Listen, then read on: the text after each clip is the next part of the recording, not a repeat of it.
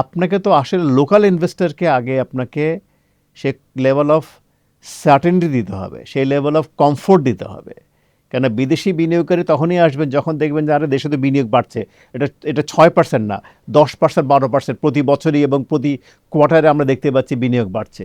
সেটা যদি বাড়বে কখন? আপনার একটা হচ্ছে আপনার যদি আপনাকে এনার্জি সিকিউরিটি দেওয়া যায়। আপনি দেখেন আমরা কিন্তু এখনও এনার্জি নিয়ে স্ট্রাগল করতেছি। আপনি দেখেন বিশ্বব্যাপী কিন্তু আপনার এনার্জির দাম কিন্তু কমেছে, কিন্তু আবার রিসেন্টলি আবার একটা হাইক হয়েছে। তো ওইভাবে করলে তো চলবে না। আর consistency of policy has to be there as well. আপনি বিদেশি আমাদের লোকাল দেখেন, আমরা ক্যাপিটাল মার্কেট দেখেন, আপনি কোথায় এনকারেজ করবো, আপনি আবার ট্যাক্স বাড়িয়ে দিয়েছেন।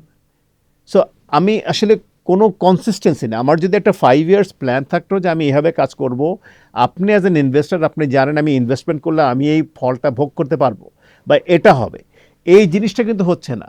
আমাদের ট্যাক্স বাড়ানোর জন্য আমরা দেখেন আমরা কিন্তু ইনডাইরেক্ট ট্যাক্স নিয়ে আমরা সব কিছু করছি, ডিরেক্ট ট্যাক্স কিন্তু বাড়ছে না, ট্যাক্স নেট বাড়ছে না।